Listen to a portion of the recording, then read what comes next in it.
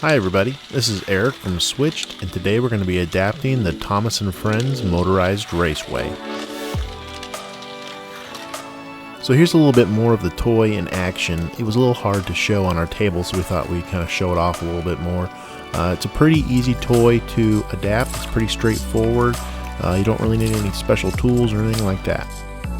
Some tools you will need are a Phillips head screwdriver, a drill with a 5/32 drill bit, 3.5mm headphone jack, zip ties, and some heat shrink wire covers, but that is optional. So we're going to start by removing the 9 screws that hold the toy together. And once those screws are removed, we can split the toy in half and it will expose the switch which we are going to adapt.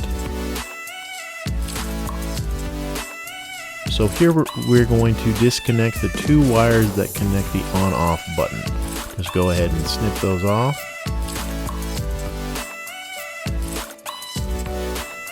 The next thing we're going to do is mark our location for our hole for our access for the 3.5mm headphone jack, and a good place to do that is the bottom right of the switch.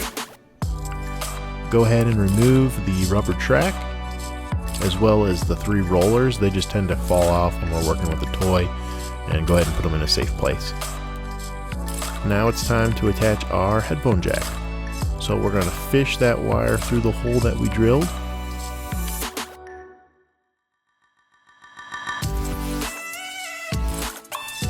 We also need to strip the 2 wires that originally were connected to the on-off switch. We need to strip them down so that we can solder them to our headphone jack.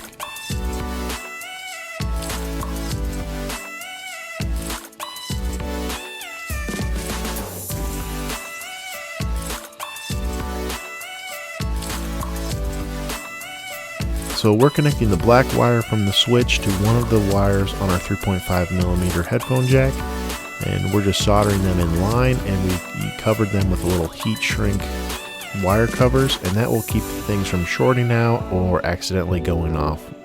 And we're connecting our yellow wire as well in line, just soldering the 2 wires together and then covering it with a little heat shrink wrap.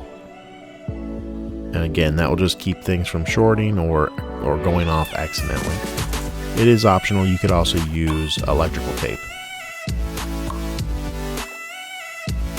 So one important thing that we need to do for this toy is that we need to secure our wires so that they don't accidentally get caught up in the rubber track that moves the trains around. So we're just using a little bit of electrical tape to secure everything down. And we also need to secure our 3.5mm headphone jack with a zip tie. Go ahead and cut the excess off and give it a little tug just to make sure that everything is snug in place and won't come out. Now is a good time to give your toy a test and make sure those solder points are good and that everything is working as expected. Go ahead and install the rollers.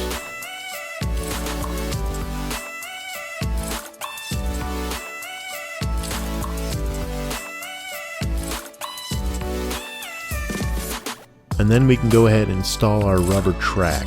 Now the best way to do it is kind of start from the top, get everything hooked up, and just kind of work your way down the toy, making sure that the rubber track, there's a little groove on the right side of the toy. You want to make sure that it stays in there, but just kind of work your way around. You may have to kind of fiddle with it a little bit, but once it's in place, go ahead and reinstall the other side of the toy. And before we screw everything back together, we want to make sure that track operates smoothly and it doesn't get caught up with any wires. And if it works great, go ahead and reinstall the screws.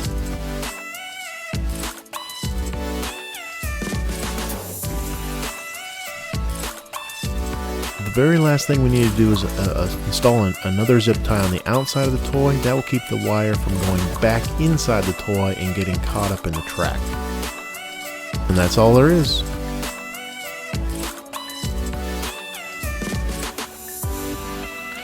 Switched Adaptive Toys, making play possible.